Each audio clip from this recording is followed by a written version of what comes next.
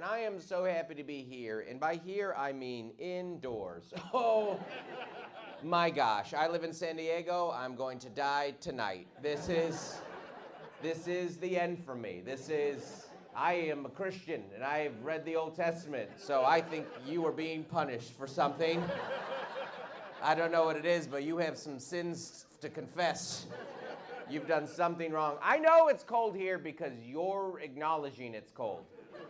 And that is not easy to get a Midwesterner to do. That's like when you're in therapy and you say some trauma, and the therapist is like, wow. Like, that's the weather right now. Like, for you guys to acknowledge it, it's something. And I honestly, like, I don't, you guys kind of have a bit of an abusive relationship situation with your weather here. The way you talk about it, because you'll be outside, you'll be like, no, when it's good, it's good. No, it's really nice. It's just sometimes he gets mad in the winter. It's usually about football. And what an upgrade on your airports. Oh my gosh, that's incredible. I mean, it's that old airport. I can't believe that was allowed to be open. That was just like an old J.C. Penney. That's what.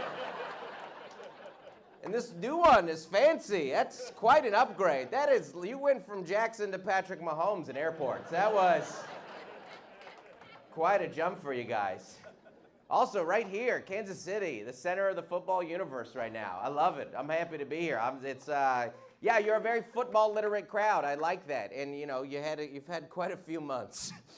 Kansas City is what everyone is talking about. It's incredible. Everybody has a strong opinion, obviously, on the old Swiftie situation. Kansas City. I like it because I think it's bringing people together, like that unified Swifties and fantasy football bros. That is not an easy gap to close. That is the greatest union of white people since they started putting Starbucks in Target. It's incredible. I love it. I love it because my wife asked me yesterday what I thought about Jason Kelce's retirement. My wife asked me about that. 3 months ago, my wife didn't know who Travis Kelce was, Jason Kelce. She didn't know who the Philadelphia Eagles were. And now she's bringing people together. That would be like if LeBron started starring in rom-coms. Like, we have so much in common now. I love it, you know. I was skeptical at first, but I know it's a real relationship because she keeps coming back, even though it keeps getting colder. And he drops passes now, you know. That's love. It's Kadarius's fault. Like he started that.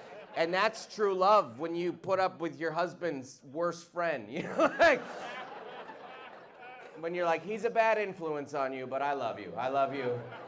I'll keep coming back, you know. Tony Dungy had that hot take on it. I think you guys saw that. You probably saw it. Tony Dungy said it was bad for football, right? He's like, it's taken away from the main story. It's just a big distraction. And I disagree with that, but that is how I feel about Aaron Rodgers. Yeah, I can't with that guy. I got COVID twice. He is worse than COVID. I need a vaccine from him. Thankfully, it's the playoffs, so he's vaccinated out. But the worst part about Aaron Rodgers is he thinks that people don't like him because he didn't get the vaccine, and he doesn't realize that it's because he has a bad personality. That's why people don't like you anymore. People don't really. It's 2028. What year is it? I don't know.